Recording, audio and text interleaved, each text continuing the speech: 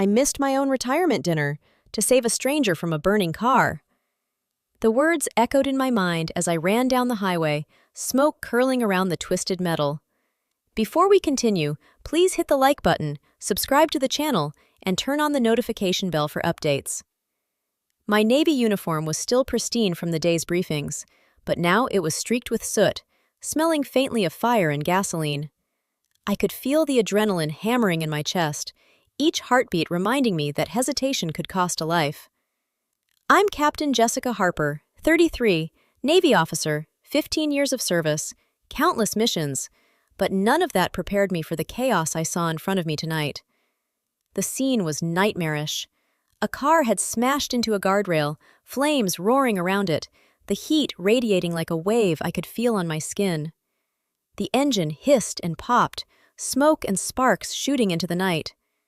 A man, mid-30s, terrified, was trapped inside, screaming as the fire licked closer to his door.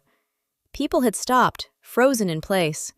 Some were taking out their phones, some were shouting warnings, but no one moved toward him.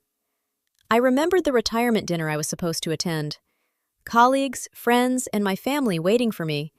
Awards, speeches, toasts, moments I had dreamed of for months. But all of that paled against the immediate reality.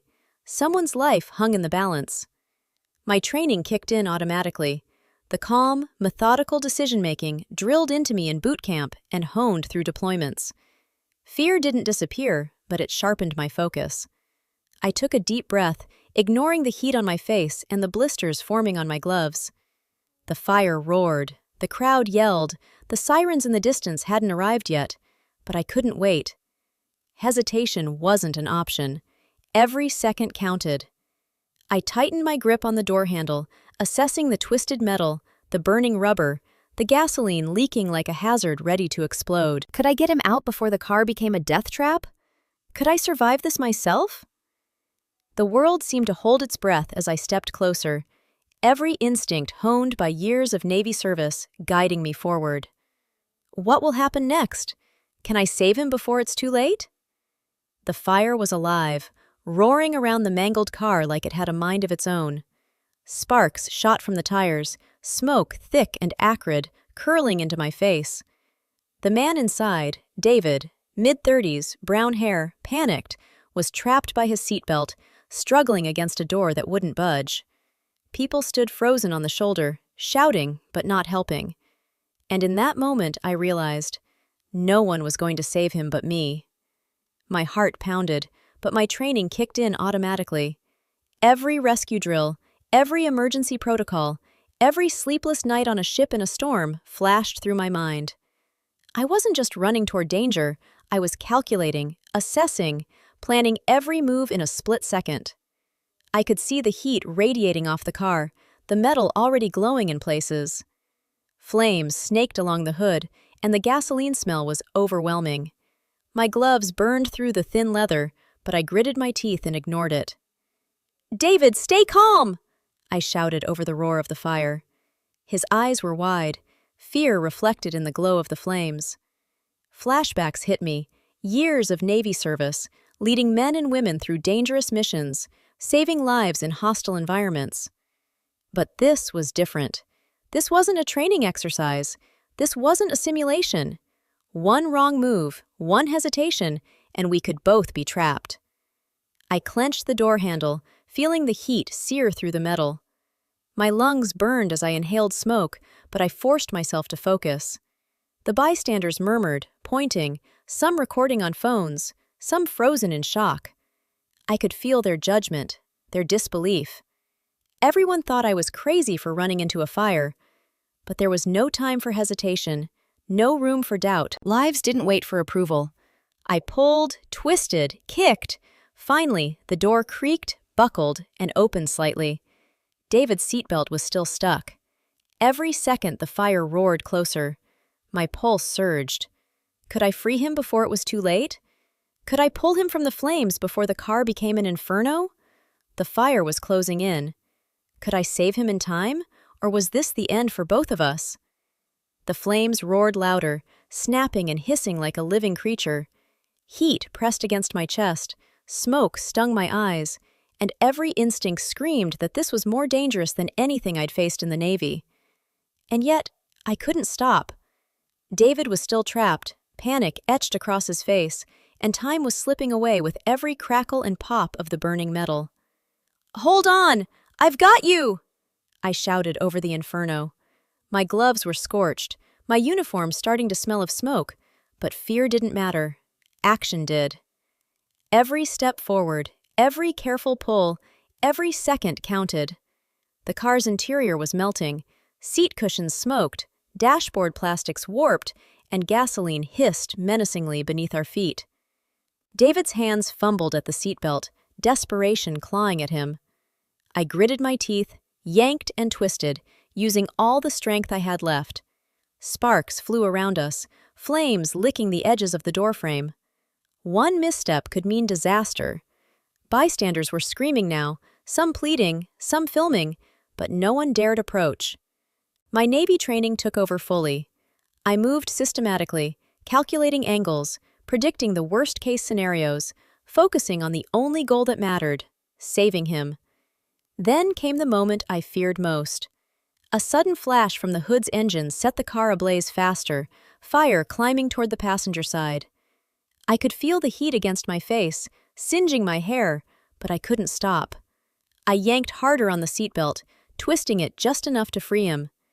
David collapsed against me, coughing, choking on smoke.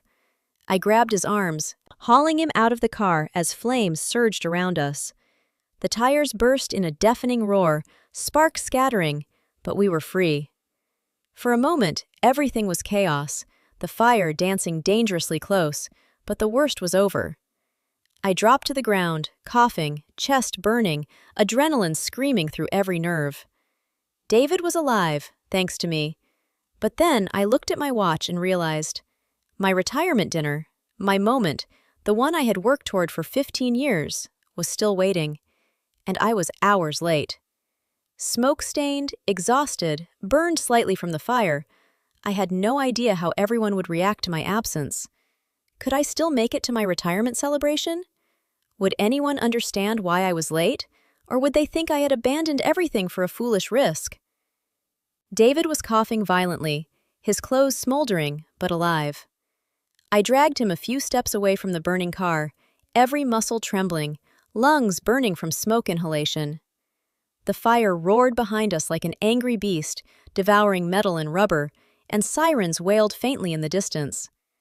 I took a shaky breath, realizing I had done the impossible, but the night wasn't over. My retirement dinner awaited, the culmination of 15 years of Navy service. Awards, speeches, medals, all of it was meant to be celebrated tonight. But I was still hours late, my uniform scorched, my gloves singed, my hair smelling of smoke. Could I walk into that room without shame? Could I explain why I wasn't there on time? I glanced at David, now recovering, and then at the firefighters arriving on the scene. They were taking control, but I couldn't stop thinking about the dinner. I had trained for combat, for chaos, for life-or-death emergencies, but never for how people would react when I walked in, hours late, after rescuing a stranger from flames. The memory of the fire's roar, the heat searing my gloves, the smell of gasoline and burning plastic, it all surged back as I climbed into my car. My heart pounded, both from adrenaline and anxiety. The thought of my colleagues, friends, and family waiting, wondering why I wasn't there, it gnawed at me. I arrived at the banquet hall, doors opening to a sea of eyes. Everyone was quiet. Some murmured in confusion. My family's faces showed concern and surprise. My commander's eyes narrowed slightly, judging, but unsure. I could feel the tension in the air, every step toward the front of the room making my heart beat faster. The room held its breath as I entered, smoke-stained and exhausted. For a moment, time seemed suspended. People didn't know whether to cheer, gasp, or stare in disbelief. My medals, still pinned to my uniform, caught the light, reflecting a story they didn't yet understand. I stepped fully into the hall, trying to gather my thoughts. David, safely escorted in by firefighters who had insisted on following me, gave a small wave from the side. Whispers spread through the room. The veterans, the officers, my family, they all were realizing something extraordinary had happened. I finally stood at the front of the banquet hall, smoke-stained and exhausted, medals catching the soft light. Every eye in the room was on me. The whispers stopped, replaced by stunned silence. The truth was undeniable. I hadn't skipped my retirement dinner out of negligence or irresponsibility. I had risked my own life to save a stranger trapped in a burning car. David was alive, thanks to me. The commanders, my colleagues, family, and friends now understood. The chaos of the fire, the danger, the courage it took, it was all real. I had acted instinctively, decisively, and successfully. Every training exercise, every mission, every deployment that had honed my instincts had prepared me for this exact moment. And now, the recognition of that service extended beyond medals and speeches. It included the life I had saved that night. Relief surged through me like a wave. My chest, still tight from smoke and adrenaline, began to ease. Pride mingled with exhaustion. Years of service had led to this evening, and even though I arrived late, I had done something no ceremony could have prepared for. I had acted when it mattered most. The room erupted in applause, some standing, some cheering, some shaking their heads in disbelief. My family rushed forward, hugs and congratulations flowing freely.